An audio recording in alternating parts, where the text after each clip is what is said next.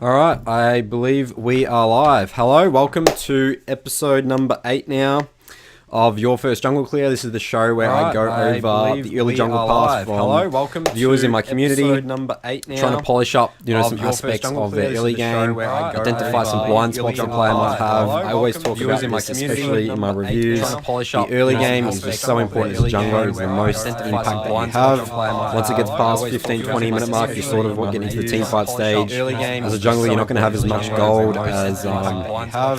You can hear me twice. That's good. Thanks for that. 4 times. Okay, let's fix that. Oh, is that good now? There might be a slight delay. Great. What was I saying? Yep, early jungle path. Let's figure it out. Let's try and help you guys clear up your early jungling, and then the rest of the game sort of just you can start plucking things in nicely into solving the puzzle that it is a League of Legends ranked game. So we have a couple of guests tonight. We actually have 2 more spots available. If anyone here, I see Hughes in the chat, VXPI, I've seen you. I think this is the first time I've seen you in my chat. So if anyone's not on my Discord as well, jump on there, and that's how you can jump on the show. You just jump into the hashtag YFJC live chat. Tell me your game, server, IGN, and then just sit in the waiting room, and then I'll drag you in. So again, 2 more spots available for anyone that wants to jump on. And also anyone watching the VOD after, and you've been watching my channel for a while, you want to jump on the show, like definitely keen to help, you guys obviously get better. I mean, that's what my channel's about, helping you get better at jungling.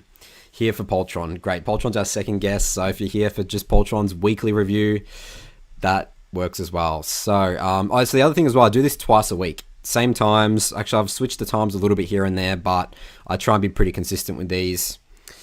Okay, so let's jump into our first review. We've got Jackson, who regular on the show, Jarvan player. Okay. I think I'm muted now. Can you hear me, Jackson? Yep. How's it going? Going good. How has your ranked been going as of recent? As of recent, I kind of hit a wall.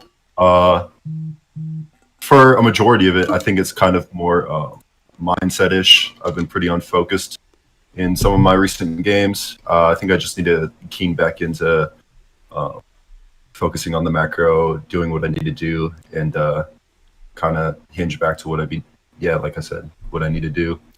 So do you think unfocused and autopilot? Like, do you feel like you're on unfocused, or do you think it's more of like an autopilot thing? I think it's more of an autopilot. Usually if I want to really focus on a game, I'll close all other applications on my computer. I will literally verbalize everything that I'm doing. I'll talk about my runes to myself to try and reinforce it. I like that a lot, actually. I haven't heard of that before. Yeah, just speak my mind out loud, especially when I play throughout the game, because if I say what I'm doing to myself, I'll usually catch if I'm saying something that's really stupid. I'll be like telling myself, I want to gank bot, but here's this giant wave right now, so I probably shouldn't do that. And then I'll realize, hey, obviously don't go for this gank, go back to farming, something like that. So you do that all the time, or is this war you've hit the win streak, you stop doing that? That's what I was doing for the majority of my win streak. In my previous probably 5-6 ranked games, I think I just for some reason stopped doing that. I just have been forgetting to. I've been getting too lazy, let myself go. So yeah, I definitely forgot to do that. But in this last game that that you're about to review, I was doing that, I believe.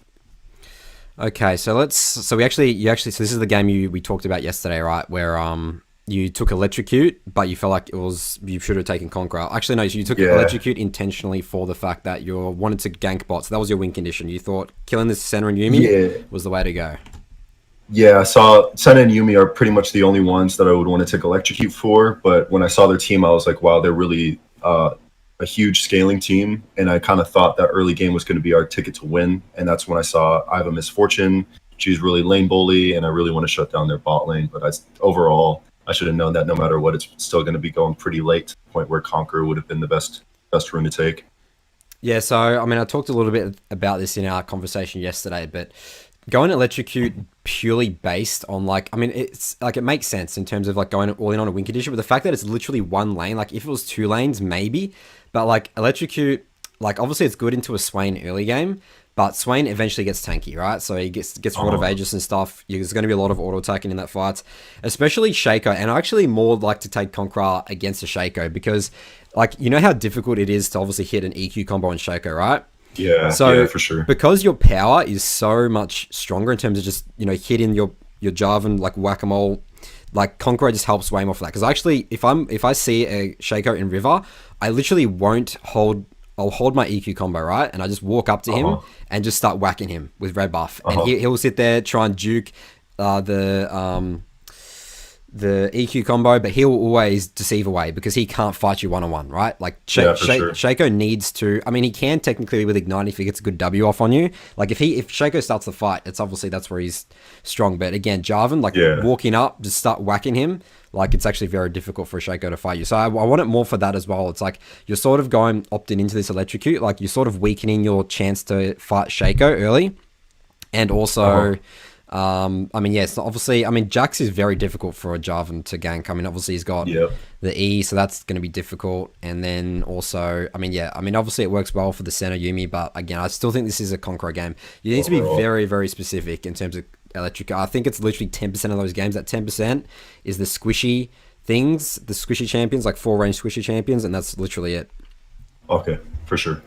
Okay, so yeah, we sort of talked about your runes there already. I mean, this is a fine, perfect electrocute. This is the best, I think, Jarvan electrocute build. And we've talked about win condition here. So I guess you're looking to start top side and then gank bot early. Is that the plan? Yep, that's the plan. Okay, so let's jump into this here. So, I mean, obviously, Yas Jarvan is also a very good combo, right? And I think that Swain's actually pretty vulnerable in the early stages. So I actually think maybe starting red this game, because you see, I believe that, so Misfortune or Brand, this is going to be a push in bot lane, right? Like, I don't know what happens in the game, and maybe, like, Yuumi and Senak just cannot outpush these guys. Like, Misfortune's a huge lane bully, so I actually wouldn't worry about this.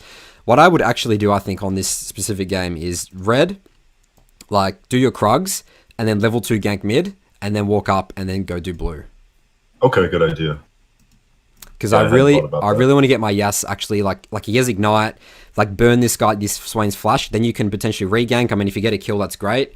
You know, potentially a little bit difficult, but burn the flash, re-gank this Swain, super vulnerable, start shutting him down, get your Yas, constant priority mid, and then you can 4-man, look to start diving bot, you know, when you get level 6.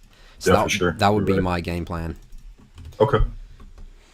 And this is what I think I actually talked about in my recent Elise Master Tier review, is that identifying, like, sure, bot lane might be a win condition. I definitely want you to come down here, but they're going to be pushing. So you're automatically, it's difficult for you to do much down there. I mean, obviously diving early game is hard, right? So I feel like you'll come down here and you'll just be sort of just scratching your head. And like, sure, you'll be down here and you're going to defend them, which is good. But I think there's a lot more you could do in this game to help, you know, win this game. Yeah, definitely. That makes sense.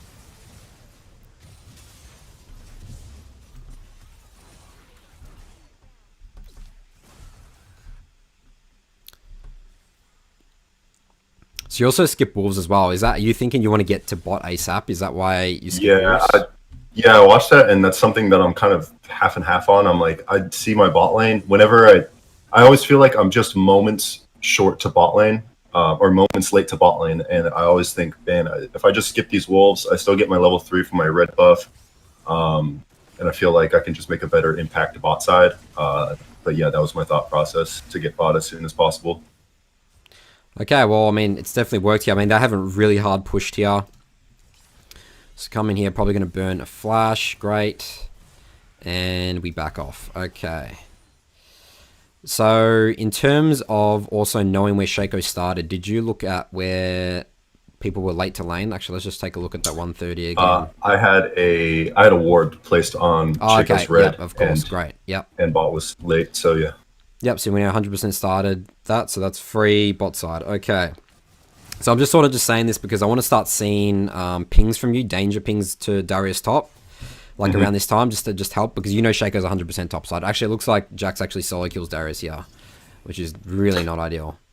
Yeah, I definitely regretted not pinging sooner. I mean, nothing came out of it, but efficiently, I should have been pinging there anyways.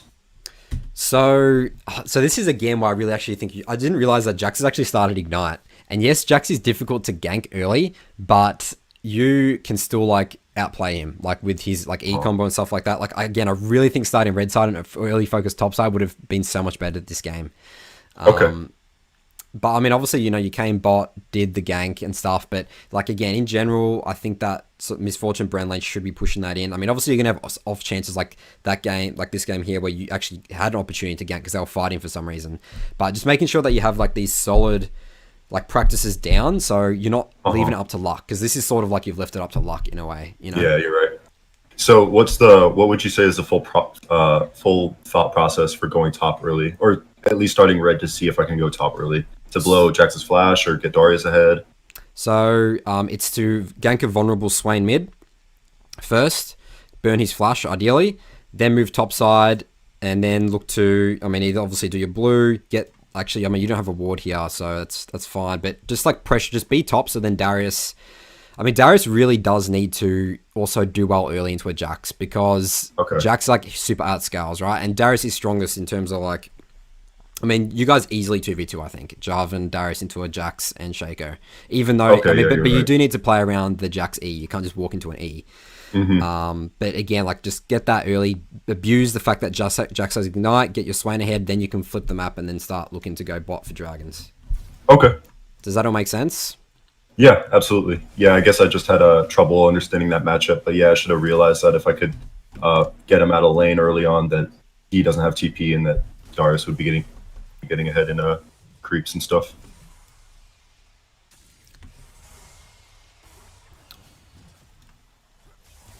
All right, great. So you burn the Swain's flash. So basing on a ward in general is actually never what you want to be doing, because you're giving free information, right? Even though you want to base and it might be obvious to the enemy Shaco, just don't give him that free information. Always make the enemy jungler work for the information. So, just walk into here,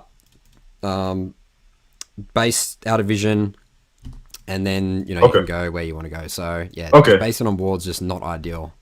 For sure. Yeah, I guess that's kind of giving him room to breathe. I just thought, hey, I'm already like 3-4 seconds into my back. He probably knows that I'm just looking for the back here. But, yeah, for sure. Because, I mean, even if if you came down and walked down bot side, like, they would also be like, is Jarvan, like, they just need to question Jarvan's bot. But right now, if I'm the enemy Shaco, because you just spent all this time bot side, I know I've actually tracked you now for a good like 90 seconds to 2 minutes, right? Yeah. Because he knows that you're 100% going to go top side, well, most likely out of base. Dragon's not up. You want to come here, clear this, then walk down to Dragon. But maybe you could have done like a potential regank, done Krugs and reganked bot. Like, that's probably not the efficient thing to do, but keep the enemy team guessing, Okay. Yeah, for sure. You're right.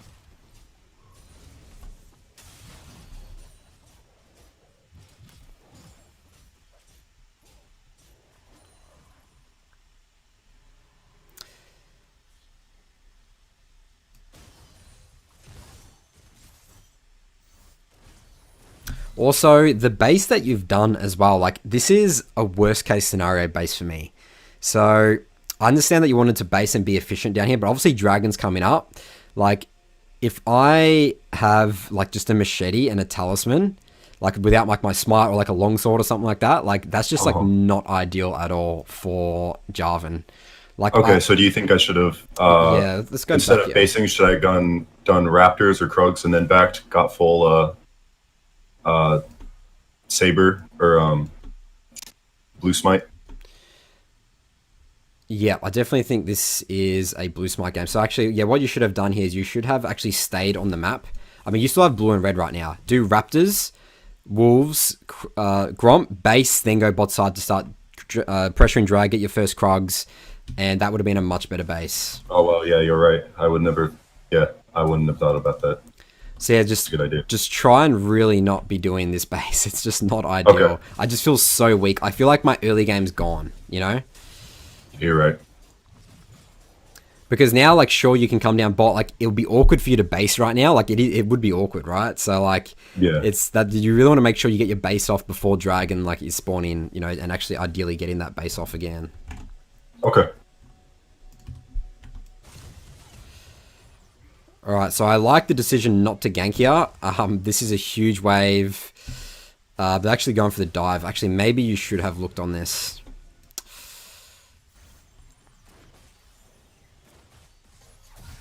Yeah. Where does Shaco come when I from? saw that, he came over from the. I think he followed up from the Scryers to Blast Cone, and then I think he just queued over right behind me. So, yeah, right when I saw that, I was like, man, maybe I should have been there. Even though the wave is huge, I could have stayed under tower with her. Yeah, so you need to make sure. I wasn't sure. I'm sorry.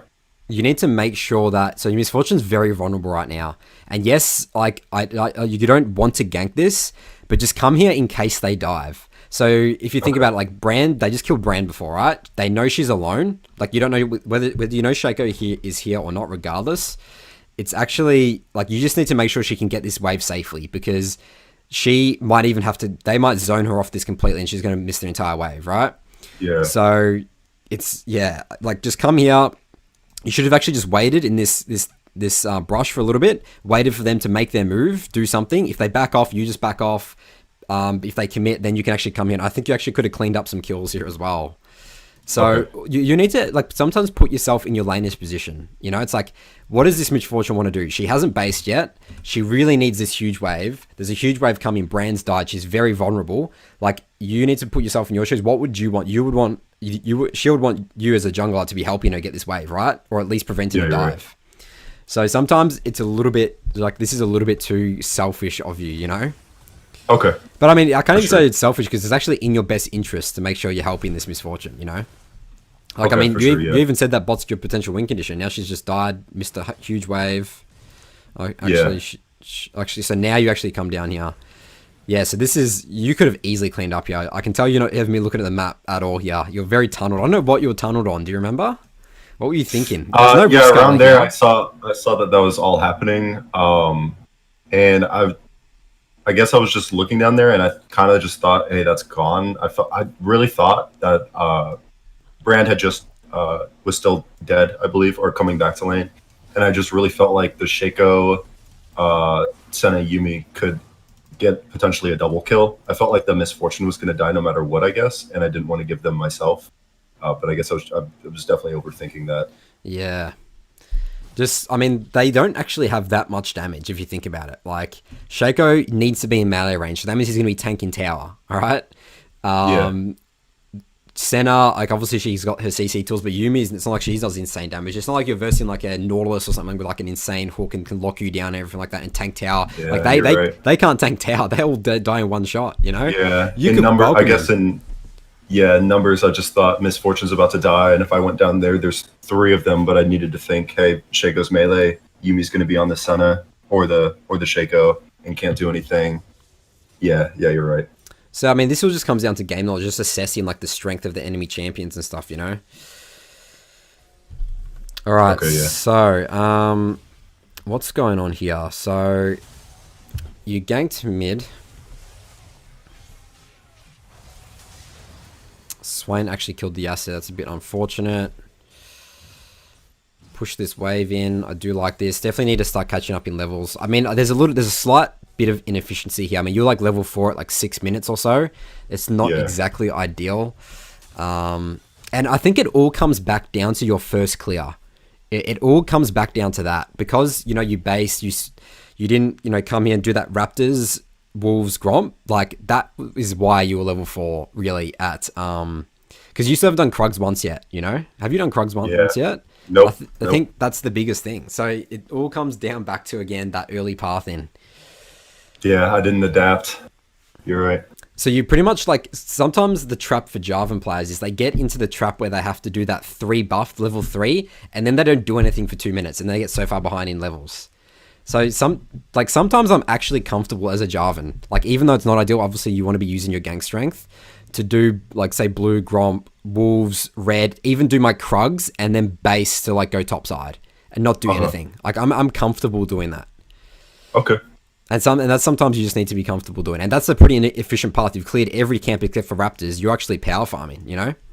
Yeah, good to know. So just don't feel like you're pigeonholed into that level 3. Okay. All right, well, I think it's going to wrap up this year. Looks like you do get Dragon off that after a kill on Shaco. I mean, Shaco's been equally as inefficient as you. He's level 4 right now with a Tiamat, actually. So, yeah, is there anything else you wanted to ask from this this review?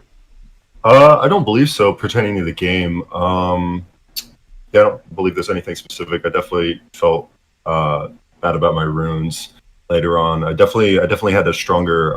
I mean, I was pretty inefficient in the early game from the topics that you covered, but overall, I believe I got up to 2-0-3. Got very ahead of the Shaco, but they've had tons of scaling, and we took really bad fights and stuff that I interjected in, which lost us the game and a ton of objectives. But I wanted to know, usually if they have three ranged champions, I'll think, okay, like if they had the bot lane they have now, and if they have something like a Vayne top or a Lucian top or something, and I see three ranged champions, I'll be thinking about Electrocute. But when I see a jungler like Shaco, Rengar, Elise, I'm kind of iffy on it. What would you say into those junglers between Conquer and Electrocute? Should I just be going with the Electrocute at that point? So are you saying if you had you against like a Lucian or Vayne top and Elise jungle and then a Senna Yuumi bot lane? Yeah, or like a Senna Pyke bot lane, Senna, yeah, something like that. Just a ton of range, but at the same time, a really assassin on you. Yeah, jungler. I mean, yeah, that's an Electrocute game for sure. Okay, for sure. Yeah. I mean, like, it's again, this game was more just like, Swain's a range champion, sure, but he's not exactly squishy, you know? So it's like a very niche, like that's a very niche sort of champion. There's very few champions in League that are ranged and sort of tanky-ish, you know? So yeah, again, those, would you say Conquer is the better choice? Yeah, sure? Well, you sort of need, the way you do it is you visualize how does the fight play out. So it's like Swain doesn't exactly do insane amounts of burst damage, but fights are long. He wants a long fight, so you just go the Conqueror. Shaco, yeah, you're right. You need to be able to fight him in River, right? You want to be able to fight and push Shaco out. Electrocute is not exactly going to help you at all there. You know, you want to just make sure that if he wants to, you know, do an auto attack battle with you, then you win, you know? Like, obviously Shaco wins short burst fights, but making sure that just that, and that's how important runes are, just setting down the tone of the game right there. It's like, you can fight me, Shaco, but I will out damage you in an extended auto attack fight. Okay. All right. Sounds good. No worries, Jackson. Hopefully that was helpful for you, and I'll see you next time. Absolutely. Thank you so much. Appreciate it. See you later. All right, cool. So it looks like we actually filled up our last two guests here. We got Gecko and Awakes here. I'm just gonna just power through this. So Poltron is going to be next. All right, hello. Poltron, you're on the air. I'm just jumping on the O server now. Sweet. Oh, so you name changed? Are you actually trying to go back to your Poltron identity? What's going on there? Oh no, that's always been Poltron. Oh, okay, this is your second account. Well, that was my Season 9 Masters account, but it's not really my main account. Okay, so what MMR are you playing at right now then? I honestly couldn't tell you. I've lost a lot of games and I've been Joe in most of them, so haven't had a really good read on MMR yet. Is this are you talking about your duo partner, the VXPR guy? I just chill with whoever, really. Okay. What do you think about duoing? Why do you duo? It's just fun. I don't really think about duoing to, get LP to make it easier. Because I'm fine, just playing solo queue to climb and stuff like that. But I think it's just, in a way, more enjoyable when you duo. You can work on team synergy, work on aspects of things that you just don't get from solo queue.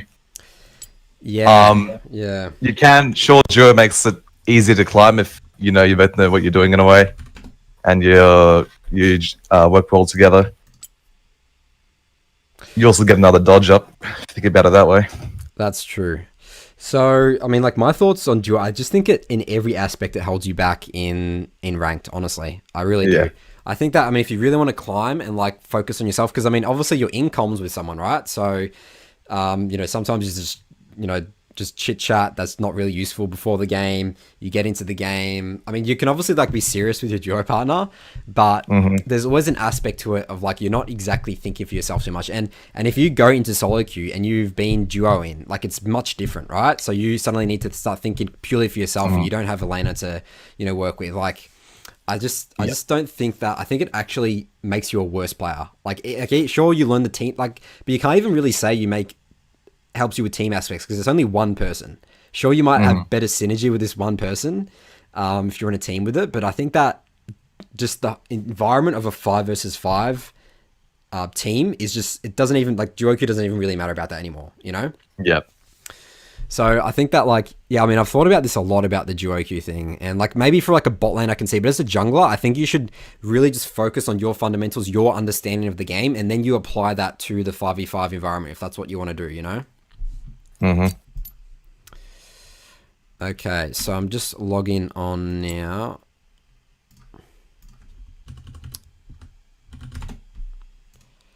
I was duoed with Seal on this. Oh, really? Seal's a jungler, isn't he? Yeah, I think so. But he plays a bit of mid. Alright, so this is the 11-1-12. Okay, so you actually lost this game. You went 11-1-12. So you're actually going AP Shaco here. Interesting. I had to go AP. Everyone else on my team was AD. Gotcha. I think AP's fine. Better than AD, to be honest. Oh, really? Okay. Why is my that? opinion. What changed? Like, did anything change, or? Do you remember when they sort of reworked Shaco? I think it was late last year. Okay, no, I didn't remember that in the patch notes. Well, actually, that would have been before season 10, right? Pre-season. Yeah, okay. It was So late that's season a while 9, I back, think. Yeah. Yeah. They changed a lot about his kit, and he's a lot more AP centric, like a caster in a way. Yeah, so I haven't actually played against much AP Shakos at all really this season, but I mean, obviously it's very annoying. Like if you play like around your boxes and stuff, like the box damage from Shaco W AP is ridiculous. Like I've literally like died trying to kill a Shaco box for some reason, like 20% health. So I definitely think it's pretty obnoxious here. So I'm taking a look at your runes. Actually, the game's up on the stream, right? Yep. Yep. So Dark Harvest, yeah, this is the best build to go. Oh yeah, so we actually had a conversation about Cheap Shot versus Sudden Impact. Didn't you say Cheap Shot was better on AP Shaco? Early game. Oh, that was me. I think that was Beerus. Ah, okay. But I take Sudden Impact regardless. I just like the lethality and magic pen I get. Doesn't it make more sense though, because you're all about boxes? Cheap Shot works better.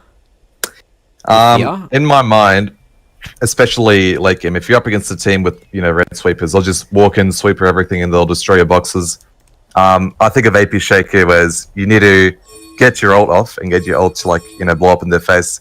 That way they take tons of damage and they get feared. Gotcha. Interesting. Yeah. That's kind of just why I take the magic pen. I think Cheap Shot's fine as well for early game. All right. So, tell me about what's your early jungle path in think. Do you always start red on Shaco? No, I'll start wherever I think I need to. So for this game, I want to play the bot early. I also don't trust Seal on Irelia top. Okay. That's for so you not don't the point. trust. You just don't trust your duo partner. Okay, that's an interesting start. So anyway, bot, yeah. my game plan, I want to play around bot early. I have an MF Blitz crank. If Blitz lands a hook, they're pretty much dead. Getting MF ahead's also pretty good. Yep. I've got Talon mid, so I can get mid pro. I am up against a Nudia jungle, so I don't really want to confront ED 1v1. I'll just die. I think I also started red here because I wanted to get my Krugs reset. Okay, yep, I agree. I think bot side here, Misfortune Blitzcrank, this is an excellent lane to get ahead snowballing. And mid is obviously very vulnerable as well. I mean, this Ryze should be literally terrified of a Talon and Shaco. So you're looking to level 3 gank mid here, potentially? I can't play Raptors. I don't have Talisman. Ah, okay. Oh, so why do you go Machete over Talisman? How does that work? Your clear's much faster. Okay. Because with the talisman, you only really benefit from it on raptors and while your W is up. And because your W is a 16-second cooldown, you really don't get too much out of it. So I just skip the raptors and I do the big camps, really. Or the single target ones. Yep. Yeah, I think this path's fine. So Ryze is probably... Actually, this is looking to start pushing mid. I would actually start looking at this. I mean, obviously you're going bot down here. I definitely like this, but I'll just be tabbing right now. I mean, look at the minions. I mean, hopefully Talon actually doesn't push this. So I'd actually tell my Talon, don't push. Because this is literally... This Ryze is going to be in a super vulnerable position in like the next 30 seconds or so, right? So you come on bot here. This is good. That's a dead Lucian. Alright, I'll just be beelining straight to mid right now. Push this in actually first.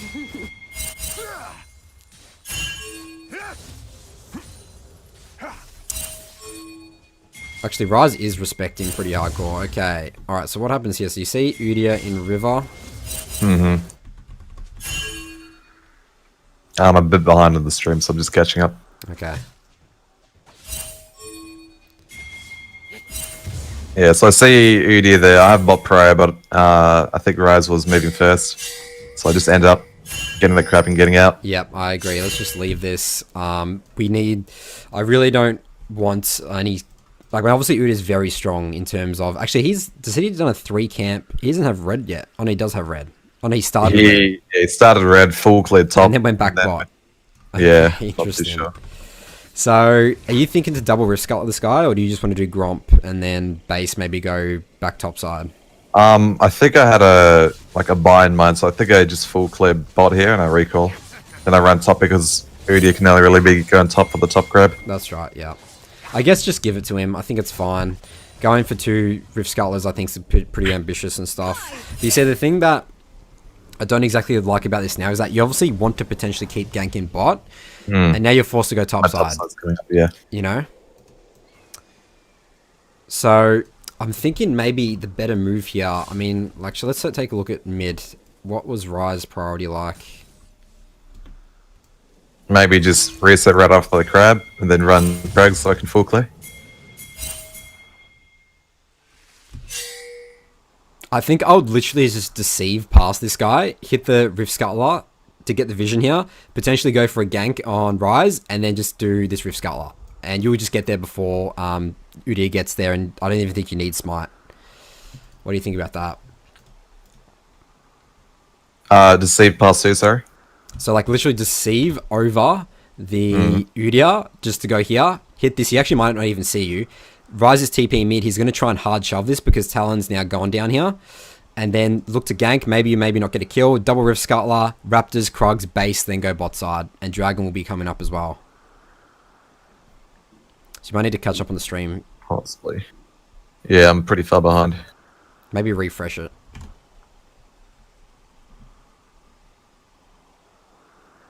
Alright, it's better now. Yeah, I've just got the shaky mentality. I don't really want to use my Q aggressively in a way, especially early game. Because like I said, well, I didn't really say, but I've got no flash. So if I ever use Q and I get caught out, That's true, yeah. I just get insta-killed. And I guess you won't have Q for... I mean, like, what's the threat, though? Like, let's say Ryze... Like, Ryze can't come and kill you, right? You've deceived over the Udyr, right? He's just going to be wasting time trying to find you. Walk up here, just walk through Ryze, say hello. Talon, like, actually help Talon get mid priority here, and then you and Talon come up here and get this. You have top priority as well. Run straight, okay, so run mid, through mid just to top grab. Yeah, just straight to top grab. Okay. With Talon, like, help Talon push this out. Like, think about how weak Ryze is, right? Yeah, I'd secure both crabs. Secure both crabs, then you can do Raptors, Krugs, base, then go bot side, and then look to regank this. It'd be pretty hard for me to do Raptors and Krugs with Rob B. That's right, because you don't have. I could do it. It would just take a bit of time. Yeah, I think just do it. Like wait, Yeah. like use that time and like because you should still be fine for HP, right? Like you won't die to Raptors if you can't. No, I won't die to them. It'll just take a while. That's all. Okay, so yeah, I think that's the best move this game here. So keep playing around bot. Yeah, okay, I see that. So let's take a look more at this. So yeah, so now you clear this, go top side, you lose top Rift Scuttler. I mean, if you can double Crab and Udyr as like a former Udyr player myself, like Tiger Stance, like he's so useless. Like he's lost a lot of gold there, you know? Like Udyr should be the one double crabbing you know? Actually, he still hasn't got crab yet.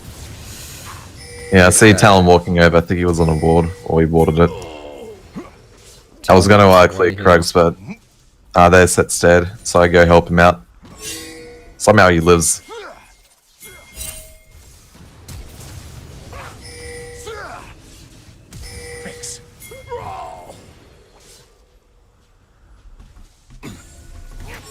Alright, cool. So we get a kill there. You don't even really bother about doing crab. I guess that's whatever. Just go do your Krugs. So, I mean, Seal's actually doing alright top lane. He's got the solo kill. So looking to come gank this here. I think this is good.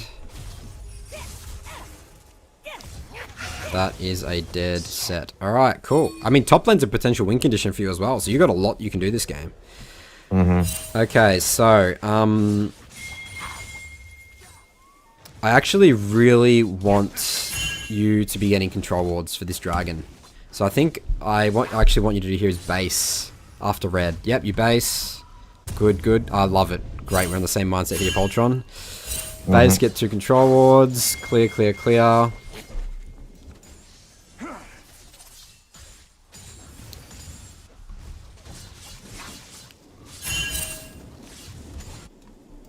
So yeah, Talon should just be able to have constant mid priority here. He gets a deep wall. This should be a free dragon. Yep, I've got my ult up now, so Drake's pretty easy to take. This is great. You farmed really well.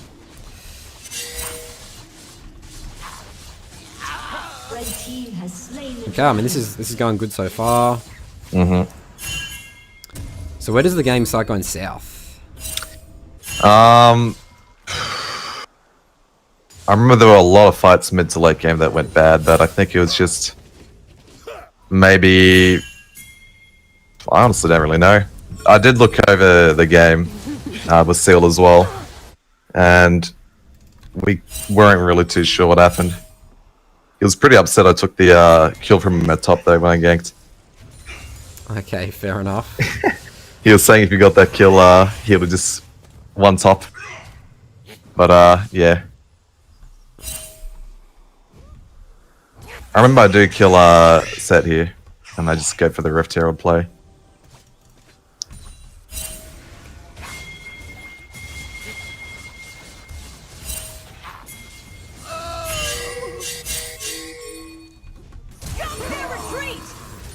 Okay, this is great. You kill them all. Let's turn back onto Rift Herald. Talon can get mid priority. Aurelia has priority top.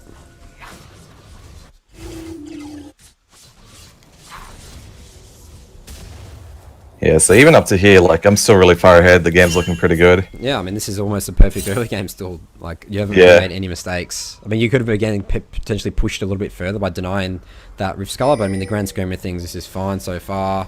You actually decide not to do Rift. I actually like that a lot. Just not risking it. I've got no ult. Get Runic Echoes. I mean, you're, like, really far ahead right now. You can just set this up properly, so I really like that. Talon comes there. Now we're doing Rift Herald.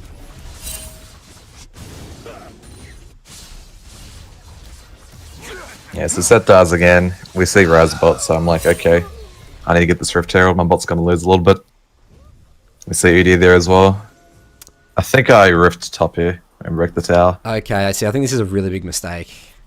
You need to Rift to break bot. Because, I mean, I actually want Aurelia to stay in lane with Set. I actually don't want her to be starting to move around on the map. I really think breaking this bot is just going to be... I mean, for the 4th dragon potential win condition, this is 3 plates. Like, you'll break this with Rift, right? Like, you can get this whenever you want anyway. So what you want to do here is full clear your top side, base, then go bot side. You're going to have to wait for your... actually, no, Blitzcrank is here. I mean, I just need you to get bot ASAP and bro. I think this is a huge mistake breaking Rift top this here. I mean, because So after Rift, full clear my top. yeah, full clear base, and then look to break this. Then you can start because I want Blitz to be roaming with. Think about a roaming Blitz with a Shaco, Talon, and yourself. Like you can do whatever you want, take whatever objective you want, and slowly just like getting control. Like you will own their jungle, you know. Like I see, like sure you can break this Aurelia, but what's like an Aurelia going to be doing? You know, like maybe you guys can 4-man dive bot or something like that, but. Just I want the longer Set stays in lane here, the worse it is for him because he's actually struggling versus Aurelia. You know, Right. I don't want this tower to be broken. I actually want this to be up as long as possible. Break bot because I mean, what are they going to get? They're not going to get this tower at all. Like make sure that there's no opportunity for them to get this bot tower, and you know break theirs first. If I took Rift and then full cleared top, would I have enough time to rep and bottom and get the plating goal? Because it was going to be close to 14 minutes. I think so. Yeah, I actually do think so. But I think that's beside the point. Like that's whatever. Okay. I don't think plating goals at all. I mean, I think you definitely do. See, look at this. Like, you definitely have enough time. 2 minutes right now. You have. I mean, maybe just do your red Krug. If you're scared of that, do red Krugs, then base and go bot. You know. I think you have a lot of time here. Actually, I think that's what you should do. Red Krugs just to make sure you're not playing with that. I mean, obviously, extra plating, turret plating is good. You know. So I break bot, then I have a strong MF and a roaming blitzcrank. That's and right. my talent's also getting fed. Yep. We leave Aurelia to 1v1, set top lane, Yep. and then we can rotate bot lane maybe to mid, break that. Yep. Okay. Well, I mean, I just want you to just control jungle. Just don't let Udyr walk into his jungle at all with traps. That's very easy to do, again, with Blitz, Talon. Control wards everywhere. Slowly push out this game. Like, they might not make mistakes, but you'll just slowly be taking every dragon. The next Rift Herald, you can use that to maybe break 2 towers mid or something like that after, like, a team fight. And then, you know, we can win this game and get a early Baron. Yeah. That's true. I remember late game, I couldn't do anything. Everyone was just... They had a gargoyle stoneplate set, and I think they had a stoneplate Udyr just running in our back line. Yeah, so then you can't None of us actually do did much. damage. I mean, that's the thing about AP Shaco. If you're versing like tanky champs, it's actually not good, right? Because you just can't one-shot anyone anymore. You can't just... Like, you're super squishy. They can slowly just, you know, kill you just with some AoE damage or something like that. And, you know, you can't do much. I think that's just Shaco against tanks in general. It's pretty hard. Hard to kill them. Yeah. Alright, But I do think... so what were you going to say? No, you go on. I was going to say... During a lot lately has been like clouding my perspective.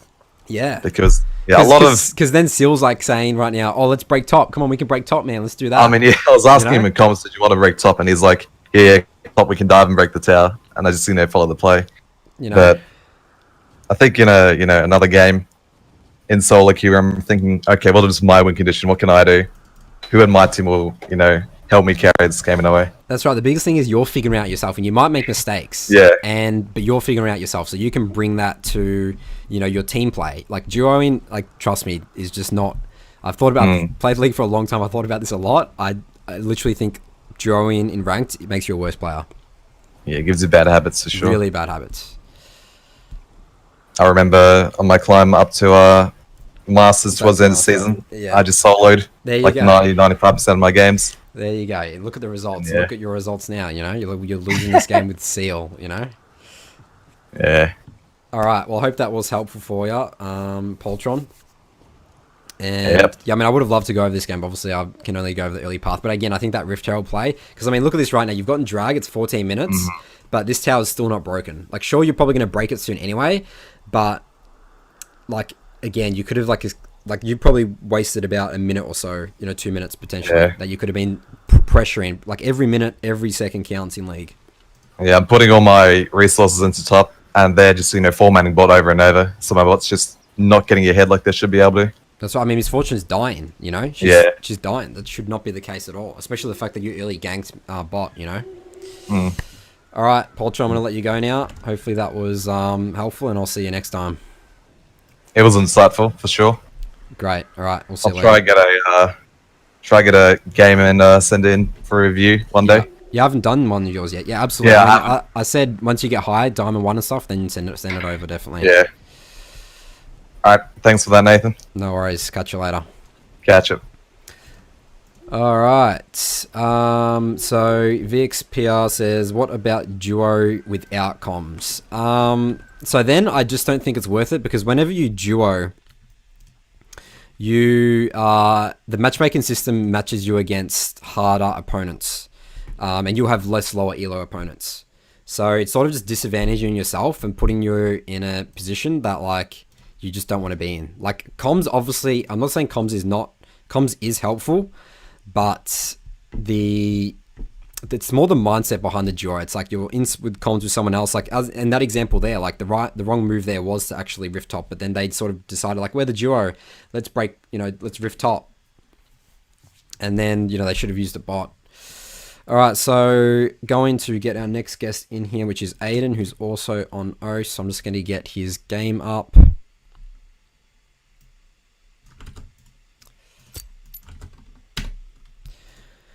So Drail says, for PTA Warwick, which secondary runes do you prefer between Waterwalking Nimbus, Waterwalking Celerity, or Revitalized Conditioning?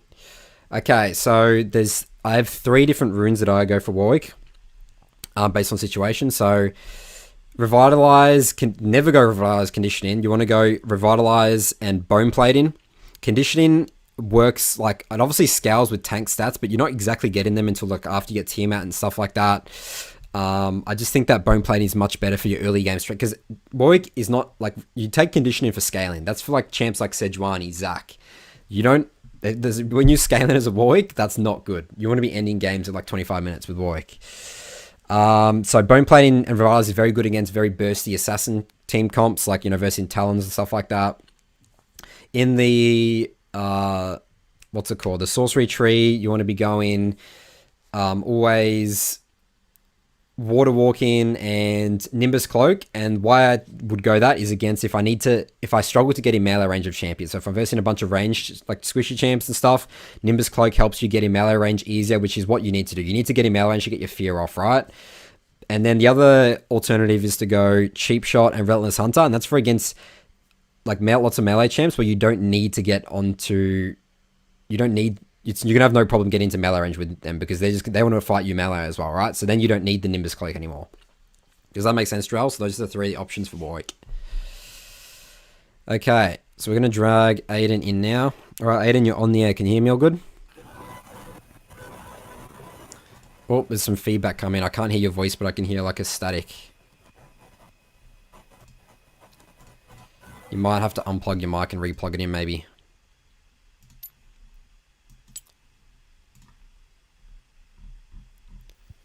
Hey, can you hear me? Oh, yeah, there we go. Sweet. There's still some static. I don't know if you can do anything about that. And I can hear myself as well. Oh, sorry. Is that better at all? Yep, test. No, I can still hear myself. It's fine. There's not much static anymore. Maybe just like mute yourself when like you're not talking. If that's easy. Alright. Cool. So I'm going to get your game up here. Alright, so Aidan, you've been on the show before, obviously. You're a Rek'Sai player. Looking at your ranked games recently. So I mean, you're doing pretty well. I mean, you're winning a lot of games of Rek'Sai. These are pretty hardcore carry scores. Like, how do you feel like your rank's been going recently? Hey, over the past few days it's been pretty horrible, but yesterday it got better. And why do you think that is? Kind of because what I was talking to you about in Discord, kind of prioritizing objective and value wasn't working for me, so now I'm just prioritizing tempo. Yep. Tempo, I think, tempo leads to objectives, like you can obviously, like I do want you to have a prioritization on objectives, but you also need to think, like tempo, everything stems from tempo. Tempo is where everything starts, and then objectives and stuff will slowly, move around that. So I think that's a very good focus for you to have. Alright, so I'm just loading up the game now. So do you also have any other champs in your pool, or is it literally just Rek'Sai? You'll pick it into anything. I used to play Sejuani, but now it's just Rek'Sai. Okay. Every game. Alright, well it's definitely you're gonna struggle in some games. Like I actually looking right now, like, you have Anivia this game. If you're playing against an Anivia, like Anivia is very, very annoying for a Rek'Sai to play against, right? So yeah, it's a nightmare.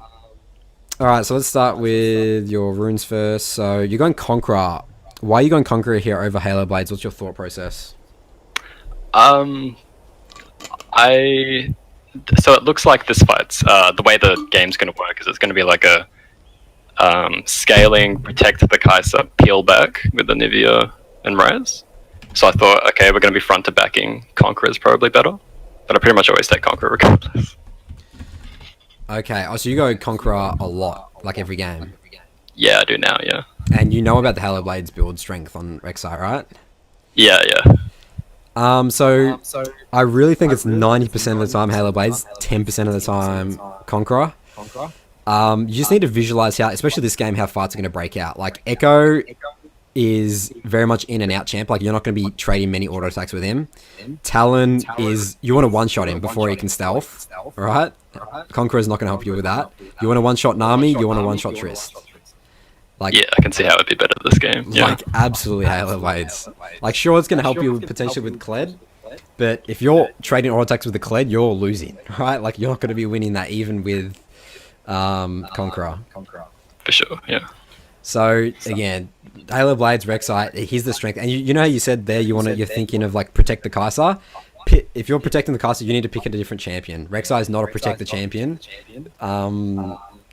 type style. You need to, you're just early ganks, pressure, get your lanes ahead. That's it. That's all Rek'Sai is. Nothing more. So you need to go all in on your identity of your champion. Really important. 30 seconds until minions spawn. Alright, so you get a ward there. Are you afraid of an invade potentially? I mean, I actually potentially would be afraid of an invade. Kled is pretty strong. You do have a pretty weak Rise top, so I think that ward's fine. You switch out to Sweeper.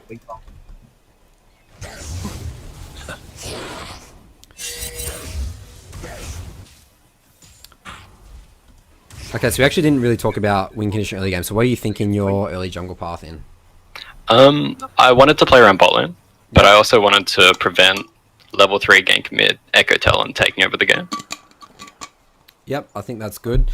You do need to be cautious of, especially the fact that, again, you have Conqueror. Like, I think you guys lose 2v2 early game. So, obviously, very good counter ganking, but we'll be careful of that. I think that Kled, you and Rise, I wouldn't be worrying too much about top. Kled could probably 1v2 you guys again. But bot, I definitely think is a good focus here. Let's utilize Nautilus as CC. Let's look to get early dragons. And I really do like just the red Krugs path as Rek'Sai. Like I'm really liking Krugs a lot more in this patch. And even this 3 clear. Actually, didn't I talk to you about the 3 clear topside start? Was it last time you came on? I think maybe. I think that might have been Joe. I'm not sure. Oh, actually, sorry, that was Joe. I get confused. We got two Rek'Sai players here. Alright, so you're going to help the Rek'Sai, the Rise. So this is great map awareness from you. Again, your general philosophy here is you shouldn't be doing this, but a Kled is always going to be very aggressive, right? Like, he's going to want to kill a Rise because, like, a Kled's mindset is like, I'm not going to go even with the Rise, I'm going to kill this guy 3 times. So, I think this is good. I mean, you're utilizing the Rek'Sai path in over this wall, which is good. And you get a kill here, so good. Push this in.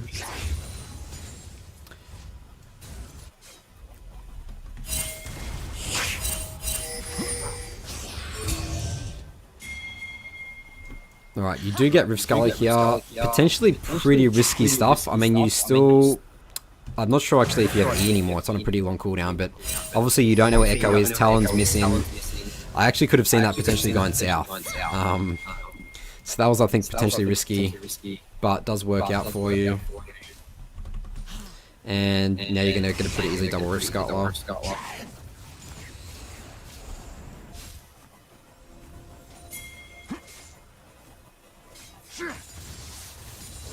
Right, really good stun by Nivea there. And that's a dead Talon. Great, I mean, so I think your early ganks have been really good. And again, think about those early ganks right there. Like, how much has Conqueror really helped you with that? Like, Halo Blades would make those ganks so much cleaner. You know? Yeah.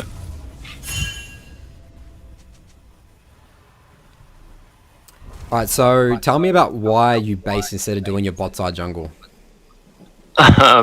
Because I'd normally do the bot side jungle, but in my head as Rek'Sai, I'm always just thinking pressure, pressure, pressure, and I feel like I lose too much tempo with that. And when I submitted the VOD to review, I think you said the big problem was I wasn't recalling enough. Yep. So.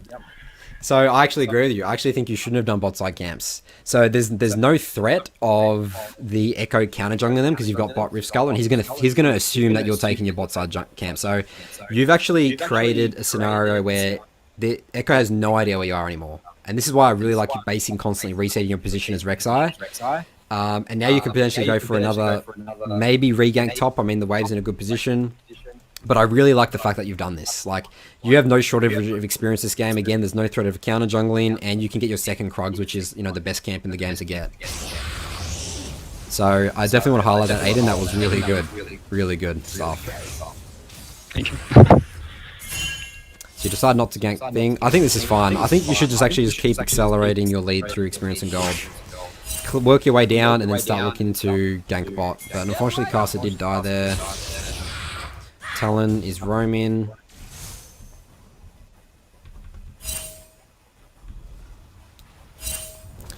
Okay, so placement of control wards is pretty important here.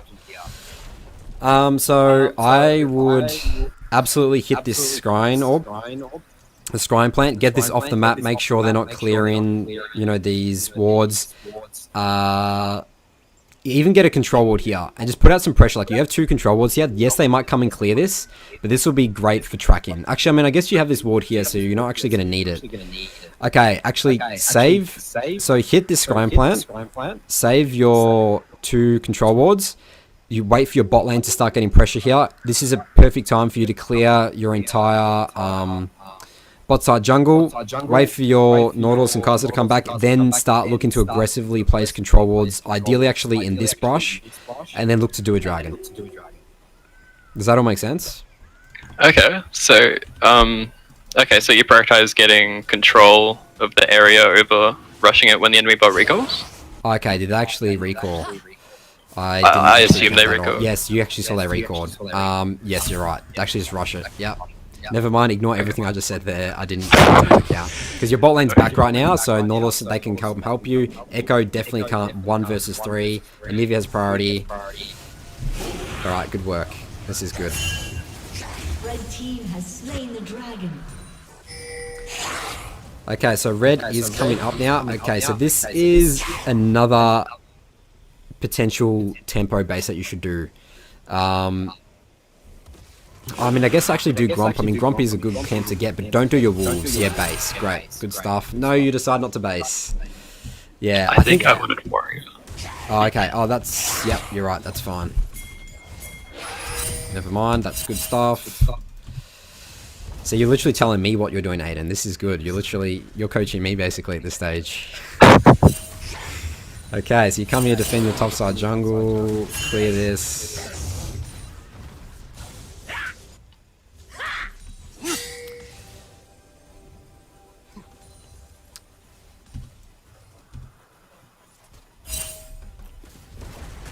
Okay, you're looking just to do Rift Herald. This is pretty sneaky, but Rek'Sai's very good at this, and you can obviously escape pretty easily. This is a really good move for you. You obviously don't know where Talon is. Do you know where Talon is? I mean, sorry, Echo is at this stage? I saw him top recently, so I assumed he was still topside.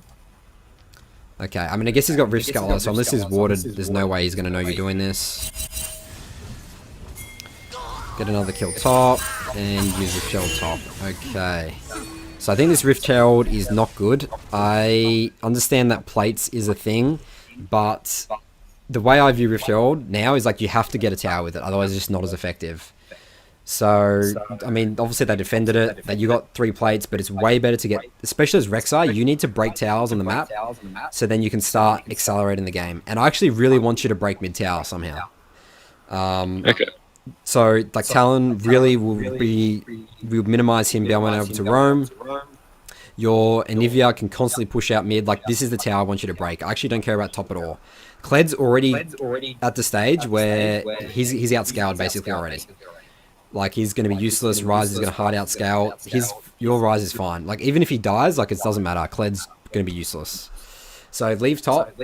I want you to break mid, figure out a way to do it, come down here, look to get some control wards, in deep in their jungle, because Anivia's going to be able to get constant priority, especially if you hand over the next blue to her.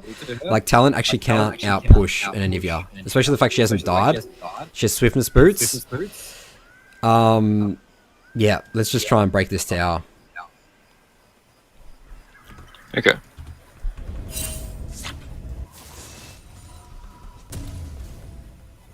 But other than that, I think your early game was really good. Alright, so I shouldn't have focused the bot more at all? Because that's where I thought I made the mistake. Nah, I mean, if you can kill a Kled and get your eye scaling, kill a Kled, you know? Like, Okay. I think that's fine. I mean, obviously, Tristan and Nami, that is pretty scary, and maybe there was some situations where you could have pressured bot more. Nah, I still think it's fine. I really do. I just think that not breaking mid with Rift Herald, that's a huge mistake. Because then you can use that pressure to pressure bot and eventually get bot tower, you know? Okay. Because like if you think about a Talon and an Echo trying to defend a siege from Anivia, like that's really difficult. Like, you know, as a melee champ how hard it is to get onto Anivia, right? And if you're just sitting there, preventing any sort of like engage from Talon or Echo, because if they jump on Anivia, you just peel Anivia. That's actually just how you win all these fights. Just go in full like peel Anivia mode. Okay.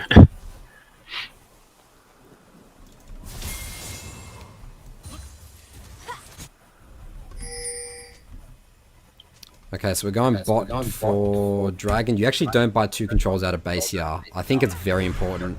You definitely do have the gold. Dragon's coming up. We need 2 control wards. Super important stuff. Whoops. I normally do. That's... Yeah.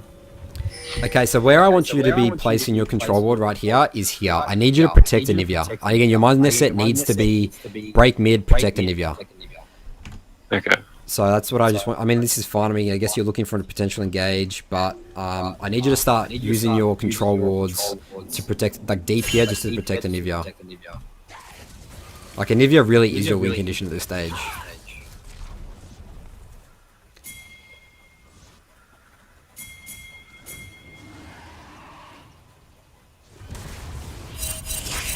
Okay, so we do get Dragon here. Echo tries to jump in. Great handover of blue.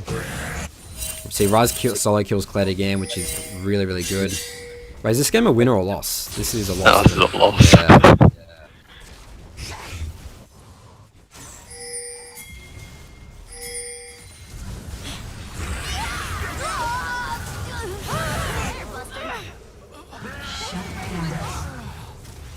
Killing spree.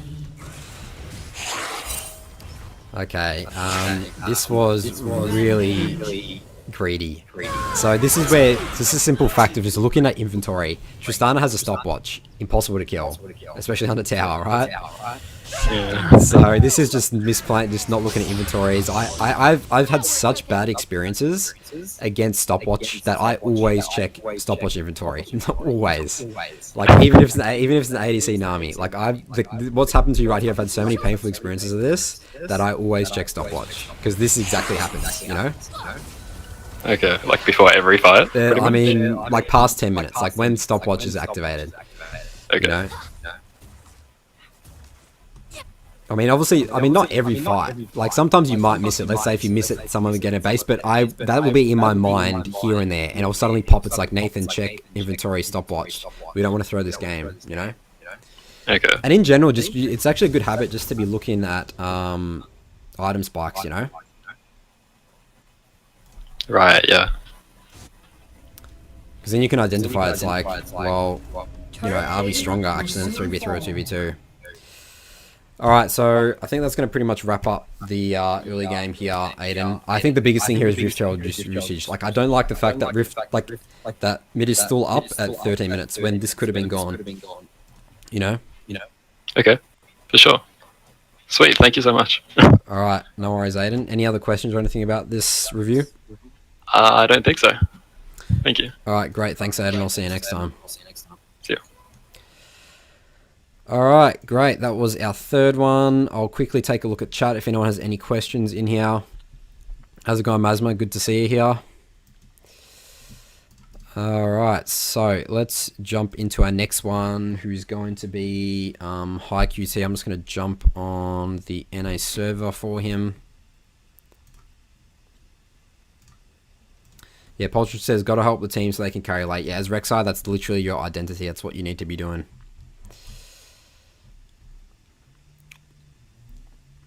Alright, where is High QT?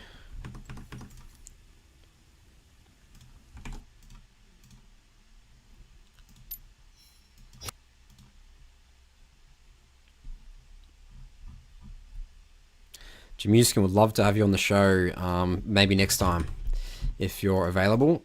Gotta start learning jungle for you, start polishing up your gameplay. I actually got a review request from you that I probably should be able to get to before the patch, I'm hoping, which would be yeah, really good for you. Okay, so logging on to North America now.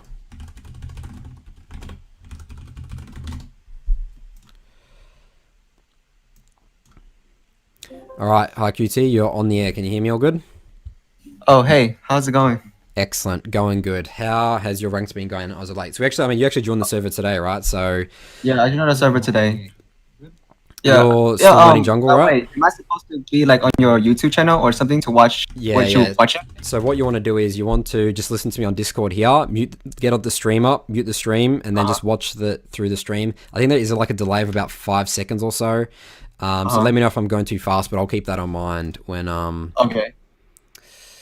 When but yeah, I'm new in the jungle. I usually play nothing but top lane. I'm like a Renekton one trick.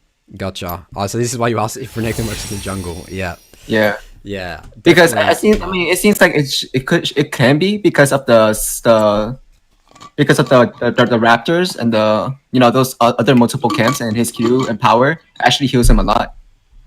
Yeah, so, I agree, but being a jungler is not just about killing your raptor camp, right? So sure, you can clear raptors pretty well, but that is not the defining factor of a jungler. I could name plenty of champions that do raptor camps really well. That is literally unseen, just impossible to be in the jungle, you know? And also about the ganking, I think it's still possible, right? Because of his double ETH that, and there's a wave in case, you play along with it. Oh, of course, but think about his ganks compared to like a Jarvan, or like let's say if you're playing against an Elise, how easy Renekton is to kite. Like it's very easy. I could just shut down there's a lot of counter picks to a Renekton as well, so yeah, I mean, maybe it's something you can test out. Let me know your success on it, but my opinion is it's definitely not something you should be like practicing at all. Definitely, I mean, learning as a jungle, you need to learn proper mechanics and fundamentals, and Renekton's not the champion to be playing, And right now I'm practicing Nocturne in the jungle. Yep, so we're going to do a Nocturne VOD of yours, right? So the account is Dual Hero X. And what did you say? You're on a college team, is that right? Yeah, this is my I actually applied to a college team right now, and I was supposed to play top lane, but at the same time my jungler doesn't play as much, so I had to replace him because I have more of an awareness than him. So I if somebody do something, like for instance, if the enemy actually do dragon, at least I actually have like instinct of they doing dragon, so I could actually take Shelly or something like that along the lines, or go to the opposite side of the jungle. So I'm just a bit aware of what's going on in the map as more than him. So that's why I replace him in the jungle, so he can stay top. Yeah. All right. Well, let's see what we can help you. Yeah. What's your name, by the way? Instead of calling you High QT. Oh, my name's Anne. Anne, okay. Anne, yeah. All right, that's easier. Okay, so playing Nocturne. Let's take a look at your runes first. So you're going lethal tempo. You can see it on the stream all good, by the way, yeah? Yeah. Triumph, Alacrity. I really do like going Alacrity here. Over Tenacity, even though you're versing a bunch of CC, because you actually have the spell shield, right? Your objective is just get attack speed off quickly as possible. Coup de grace helps for the one shot, sudden impact, and ultimate hunter. You can also go in here the inspiration tree, perfect timing, and cosmic insight, which obviously helps with building GA, which is a huge core item for you. But I think overall this is a really good rune build. This is perfect. Yeah, because I was thinking either lethal or conquer, but since they don't have much tanks, might as well just go lethal and they one shot people. Yeah, I think Letho is always the way. If you're versing really lots of squishy champs, like the fact that you're versing like a Nautilus here, like Echo is not exactly squishy, go Electrocute on Nocturne. But that's if you're versing like, so let's say an Elise, I guess Mel's, you're versing a Jinx and like a Zara bot or something like that, or a Brand, you know? That's like an Electrocute game. Yeah. Oh, Electrocute? Let's see. Yeah, but overall, lethal tempo is good because you are versing a Nautilus, Echo's, you know, slightly tanky, and I guess Trinity, you're not exactly going to remember one shot because he has his ult, you know? And I also have like this kind of solo queue mental, meaning like I was thinking like, you know, because I play Nocturne and I have like this like a mentality of like I can solo carry, I mean like try to solo carry. So if I have like any kind of like pinging or like missing ping and stuff, it's because, you know, I got used to it. Okay, that's fair enough. Yeah. I'll take that into account. Okay, so the enemy team invades here, and you have to burn a bunch of flushes, so this is not ideal for you at all. But this is something also to note in terms of Nocturne is, I mean, obviously as a jungler. So Caitlyn burnt flash, Echo has no flash. This is actually pretty good for you in terms of, like, 1v1, you actually slaughter an Echo early game. Yeah. So obviously you don't have flash, so it's going to be matched, but you can get on Echo pretty easily, get the fear off, start whacking him, and you'll kill him pretty easily. So just something to note, flashes on Kate and not on Echo. Also, tell me about your so early win condition, early jungle path as Nocturne doesn't exactly matter because he's obviously ganks are pretty weak and you just want to get level 6 as quickly as possible. But tell me in general, what do you think in this game? Where do you want to put your pressure?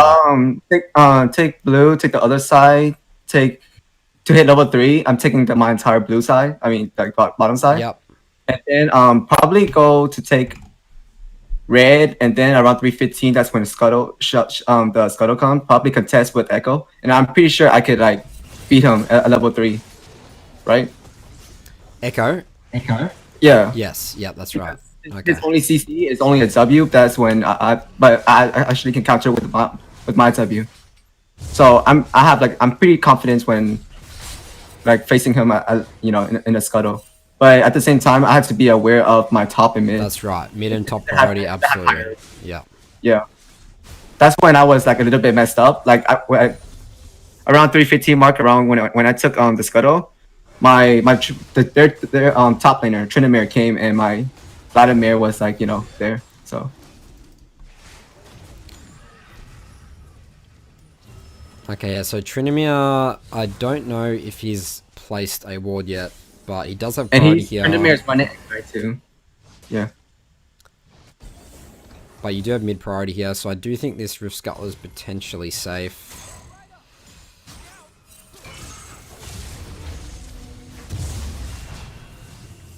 Yeah, so this is right here, the strength of Nocturne early. I have smite, so I wasn't a bit worried, and that because of my E, and you know. Okay, so I mean, I think that this is like okay. I mean, I guess you still get Rift Scuttler, you kill Echo. I mean, dying obviously to a Trinity giving doubles is not ideal, right? So I'm thinking. But at the same time, Trinamere has no flash, so I actually went into I actually went top after like, you know, hacking. Okay. Yeah. Yeah. And that actually gave my the extra the reduced my cooldown for my runes. That because it's gonna be really hard for me to gank top, like, you know, later on the game because of Trinamere R. Yep, ganking a Trinamere Pre-6 is definitely really good. So tell me also about Stalker's Blade versus, do you go skirmishes sometimes? The blue smite versus red smite. Oh, blue smite? Oh, I just read it. I just use what is recommend on like on u.gg and stuff like that. Yeah, but it's usually blue smite on. So my recommendation is always red smite. So if you think about what the difference between blue smite and red smite, like obviously blue smite helps you get into like melee range, right? And guess the slow gives you extra move speed. Skirmishes Saber does a lot more damage, and it's better for champs that has no problem of getting on the enemy team. And the fact that you have your ult, you don't have a problem with that. So you actually don't need. You'll be way more effective to one shot, which is what your identity is as Nocturne, by going red smite, right? Okay. So I think almost all the time, unless you're against a very squishy team, like let's say Stalker's Blade is really good with the Electrocute build because you can just help for the extra one shot damage. But in general, I think skirmishes save by the red smite like literally 80% of games. Yeah, I see. So does that make sense? Yes. So like that's really good for champs like Vi and stuff like that when they have like these ults that they can just get on people, you know? Uh-huh.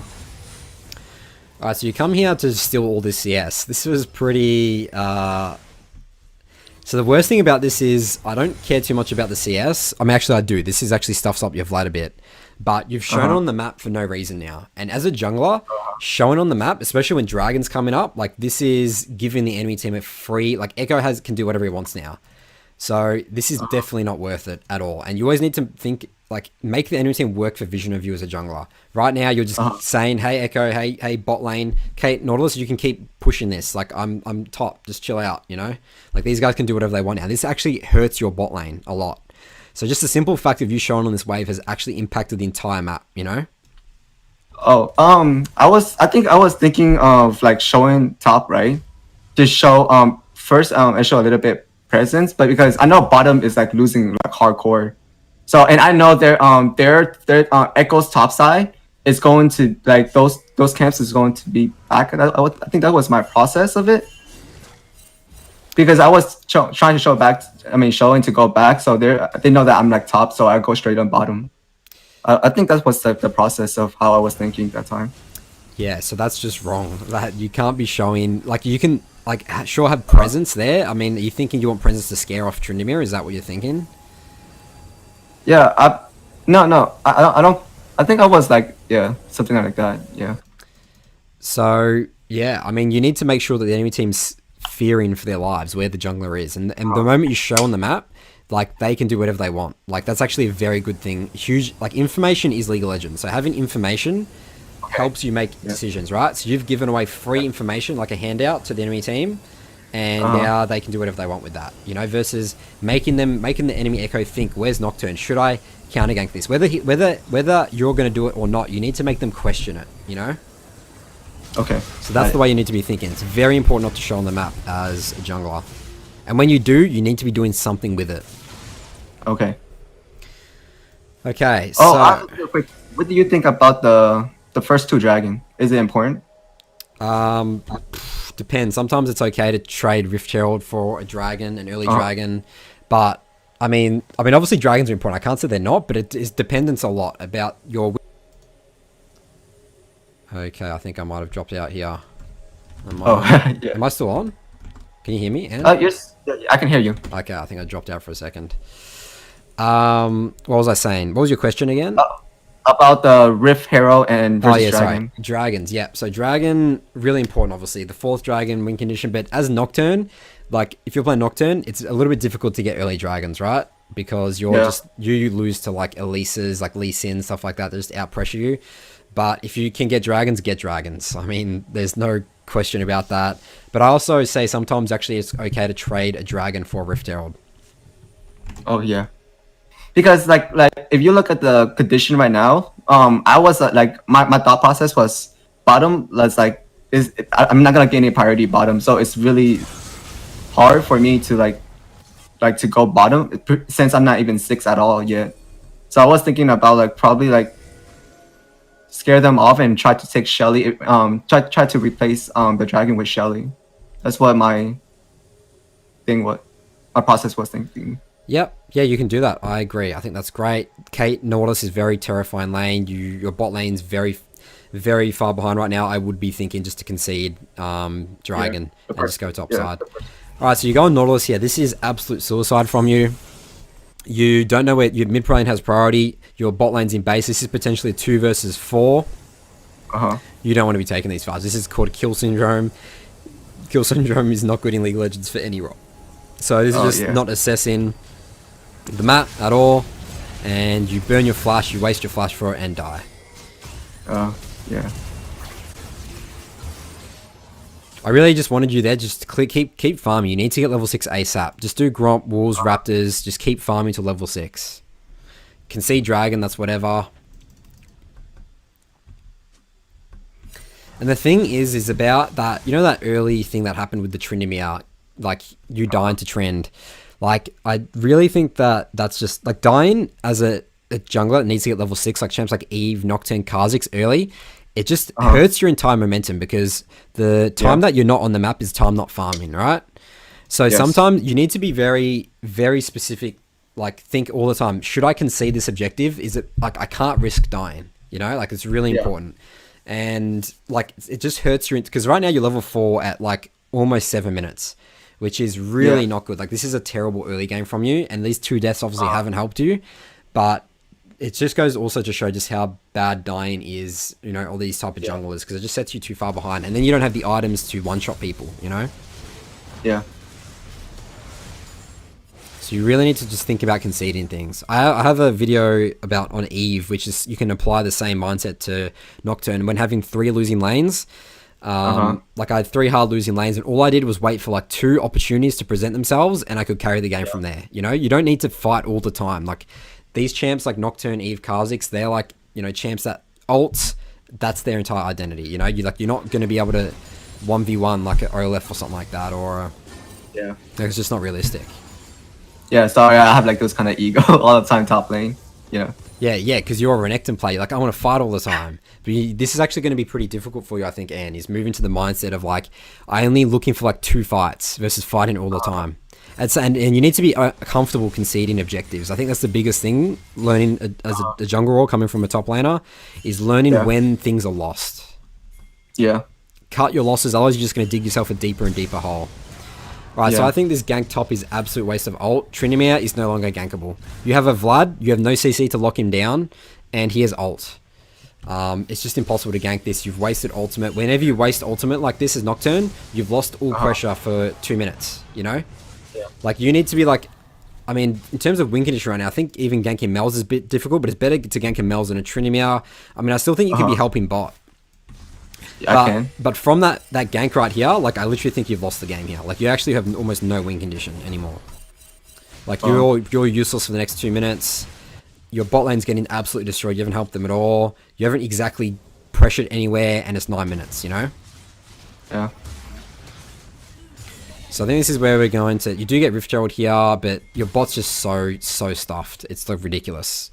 Echo's out of control. They're going to get free dragons now. You do get Rift Herald, but there's even no towers you can get with it because you have 5 plates on everything. So your Rift Herald's basically useless, you know?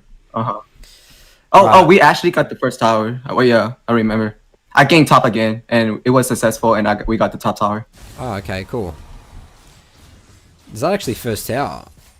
Yeah. Wow. All right, I have no idea how you did that, but you actually managed to pull it off. Actually, no, they got first tower, I think. Really? Yeah, it was very close.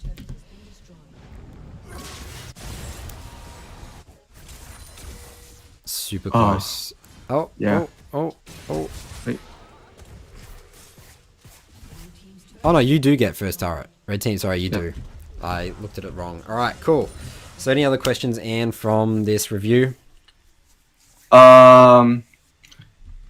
Basically, so if you look at like people are losing like that, how is it possible to like just carry like that, or just? You mean your bot lane losing that hard? Yeah, I mean, I was thinking about, because I can't trust bottom as soon as like what worries me is like in solo queue it's like it's so hard to trust people, you know, and well, why should you trust people in solo queue? You're not on comms with them. You don't know them. You don't know if they're playing for fun or looking to improve. You need to play your game, and given a circumstance around that, you make the best decision possible. So it really comes down to, like, you shouldn't be thinking about that at all. Like, I go into a solo queue game, I don't choose what my teammates are. I'm just going to play the best I can possibly play. I'm either going to win or I'm going to lose. Because think about it, the enemy team also can't trust their teammates. So no one's trusting anyone. Everyone's playing solo. That's the point of solo queue. So you need to put that aside and just make the best decision possible. Sometimes it's going to work, sometimes it's not. Sometimes you're going to put trust into your team, and it's going to fail, but you can't get angry about it. You know, like, just understand that's, you're not on comms. That's just, it's not a team. You're not playing on comms like your college team, right? Yeah. All right. But even when it comes to a college team, it's like it's so hard to make them play as 5, and there's like, I don't know what to do afterward. It's kind of weird.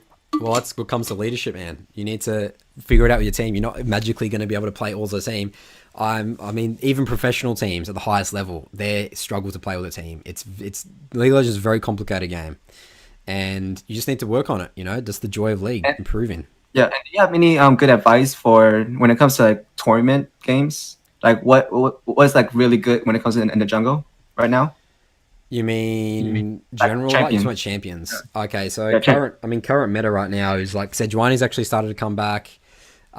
Lee Sin, Rek'Sai. What else? It's pretty much all this, like Jarvan as well. It's pretty much all the traditional. I mean, this is obviously looking at LCS games, LCK and stuff like that. I mean, Echo is actually pretty good for carrying and stuff like that. But I always say, like, what rank is everyone on your college team? It's like around gold to plat. Yeah. So, like, you obviously scrim and practice with them a little bit. We do, but we just play norms, and I don't think that's a little bit helpful because we just do whatever, like and lack of communication, I guess. You do norms, but not on comms. On calls, yes, we do on calls. We still lose like here and there, but So I think that it's actually more important for everyone on your team to just be playing solo queue and getting better in themselves, and then bring in your solo queue understanding and knowledge to a team environment. So everything always starts from ranked.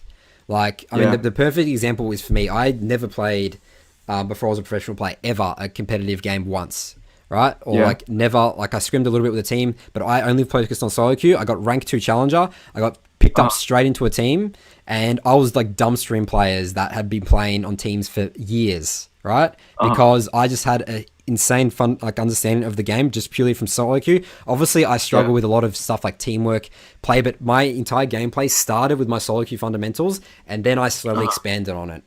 Versus I see a lot of like, I mean, college teams and stuff like that, everyone's like, we got to play as a team, but you can't play as a team if you can't even understand the game yourself. I always say, help yourself before you can help others. If you're not a solid player in like yourself, how are you going to expect to play in a team environment? Like, it's still good to start learning these things, but make sure your priority is your solo queue, your individual improvement, and then teamwork. That comes, again, think of it as building onto it. And this is a mindset you can bring to your college team as well. Tell everyone, let's stop playing normals. Everyone get in solo queue and start playing ranks. And we set specific times, like maybe a couple of times a week, to come in, talk about what you've learned from your solo queue that week, and try and apply that to your 5v5 games. I see. By any chance, because we're playing against like 2 teams on Saturday and Sunday, by any chance, like probably Monday, I can show you the video, and you can show and tell me what's my flaws and stuff, or our team flaws. Sure. Is that okay with you? I got a couple of reviews in the time, but just message me on Discord, and I would love to definitely help you out. All right. Appreciate it, man. Thanks for the help. All right. No worries, Ann. I'll see you next time. Catch you later. Okay, so Ad says, why not play flex? Yeah, just play flex. Yeah, norms is, I think, not ideal for the team environment. Play flex. That's when other teams are queuing. All right, so we're running slowly out of time here. We're going to drag in our last guest now. I can only Riven. I'll just jump on the account here. All right.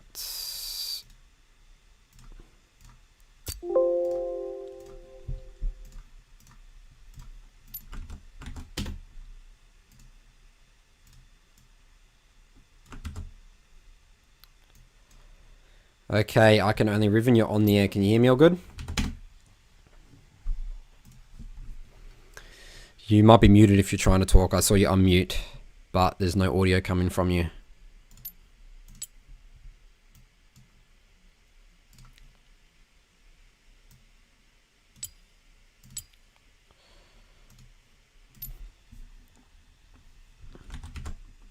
Yep, try rejoining. Maybe that will work.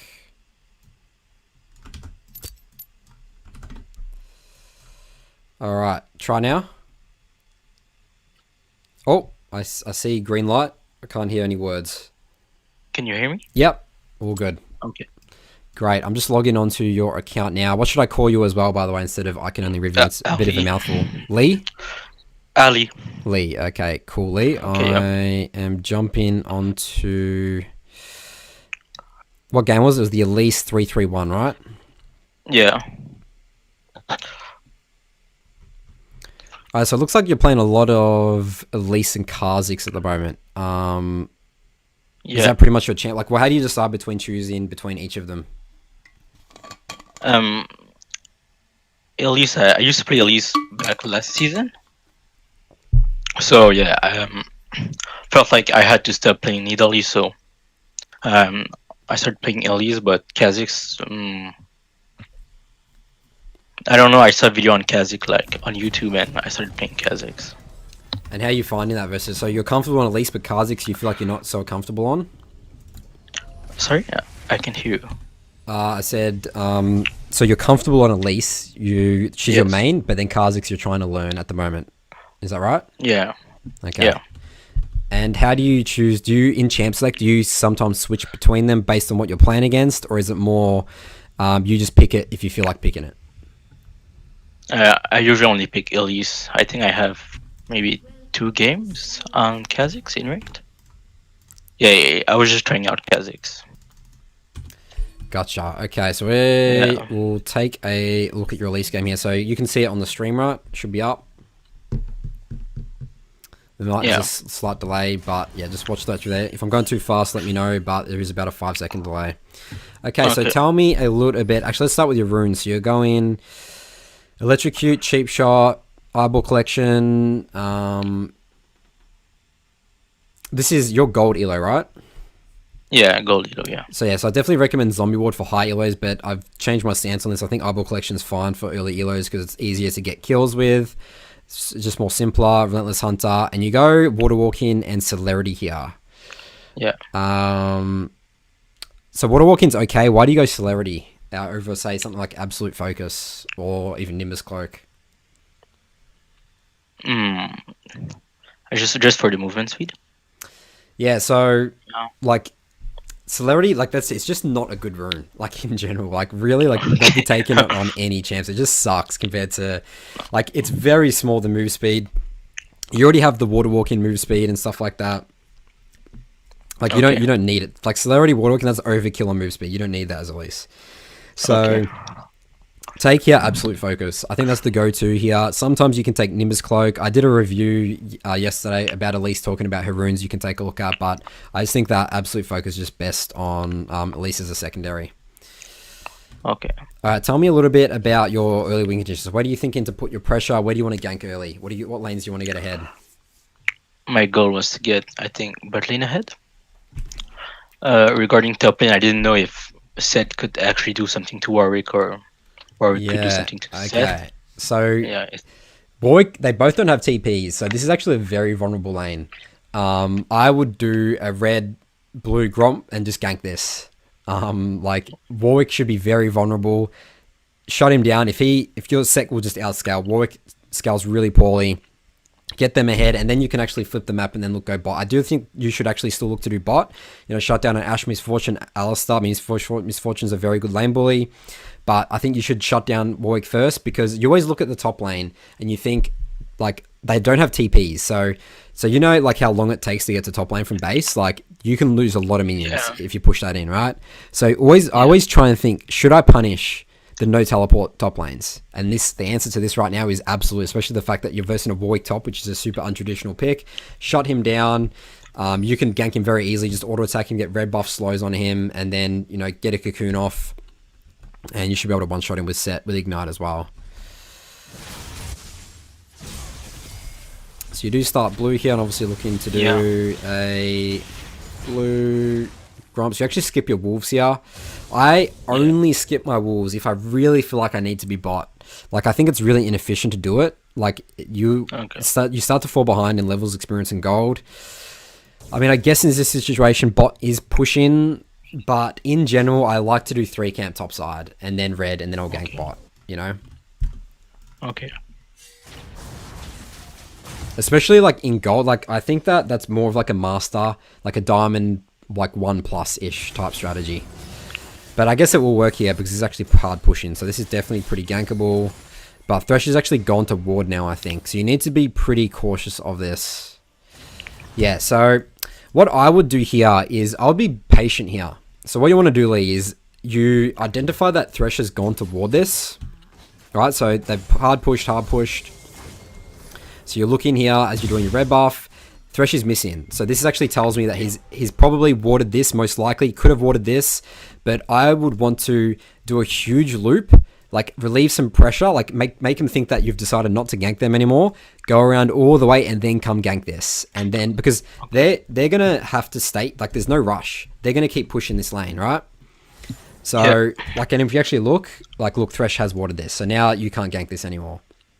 So you need to always look at lanes. Where have they warded early, especially on Elise? Early ganks, look at has the laner moved? That means they've most likely gone to throw a ward, you know? So now you come here and now it's not gankable.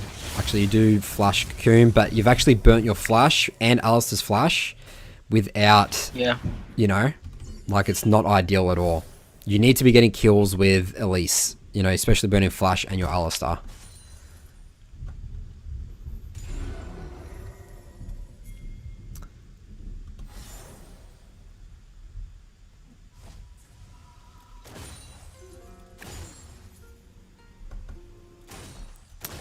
Okay, so I think this is, like, they know you're here, right? So I think this is a little bit, like, again, you don't have Alistair flash anymore. You don't have flash. It's very difficult to gank this now. I think this is a little bit too forced. It's a little bit of an overstay. So this all stems, literally, Lee, from you just not seeing that ward and not, like, looping around and then ganking. I guarantee you that would have been, like, probably 2 kills or at least 2 flashes if you walked around and ganked that, you know? Yeah. So something you definitely want to account. Look at lanes early. Be like, have they warded? Have they warded? Have they warded?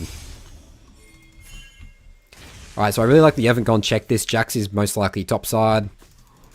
Definitely don't want to be running into a Jax LeBlanc. Okay, so this is actually really greedy for you to walk into your topside jungle. So you've made it very obvious where you're walking, right?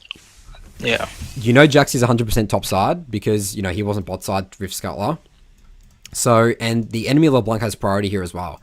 So this is really risky. Like, because the biggest thing here is you've given free information. So imagine how easy it is for Jax to know where you're going. It's like, hey, Elise is walking into here. We actually just saw him from the wave. Like, he's probably not going to be able to kill you here, whatever, but just keep that in mind in terms of, like, let's say if you were against Elise and you're the Jax, that would have been dangerous for you, you know? But you are lucky you're versing a Jax, but, you know, you're lucky you're playing the Elise. Yeah, you got Repel and stuff, you're pretty safe. So, do your Wolves, do your Gromp. Can't gank top here, I would say. You just need to base and go back bot. Krugs are up. Yep. Do you buy controlled from base? No, that's okay though. You don't have enough gold for it. This Fortune dies here.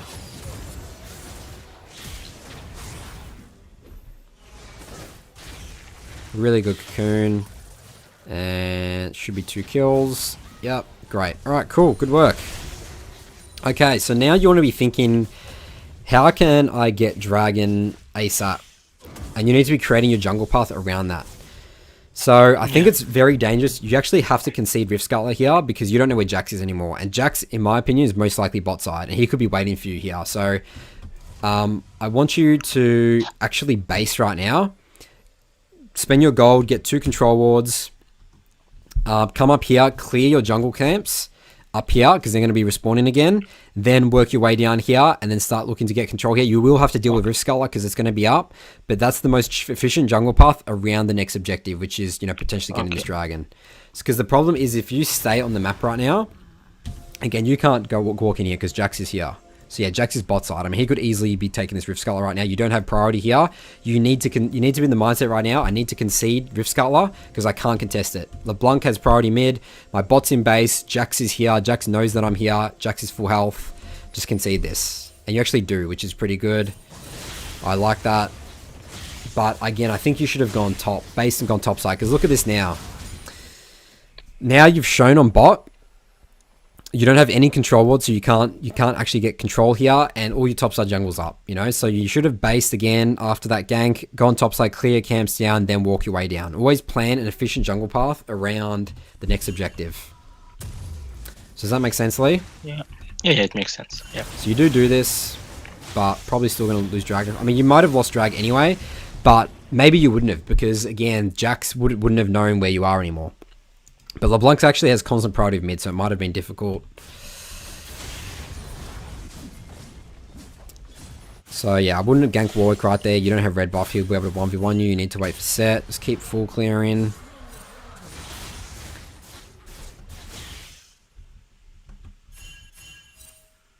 Alright, you've just walked over a control ward. Must kill that control ward. Actually, no, don't control the control ward. You need to go down here right now. But definitely come look to kill this now. You do come kill it. Good work.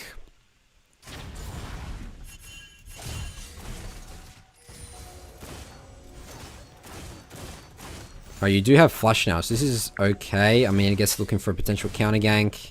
Did they see you on this? Let's actually take a look at their vision out of curiosity. I don't think they do. Oh, they do. They actually see you. Oh, they actually do. Yeah. Very, very slightly. So, yeah, that's definitely not ideal. This really stuffs you up now. So, yeah, look at this. Yeah, they saw you literally brief moment. Actually, maybe they didn't actually see you, but, you know, they potentially could have. Alright, so this is not going to work well for you.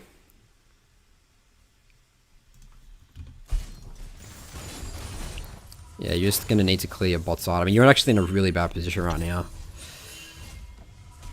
This is really forced.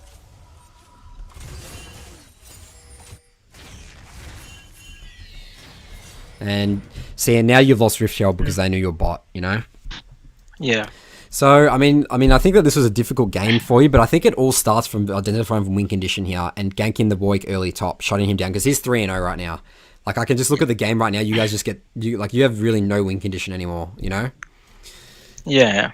So, it really, I mean, overall, I think your gameplay is fine. It's just, yeah, it's going to show how important identifying where on the map you should be pressuring.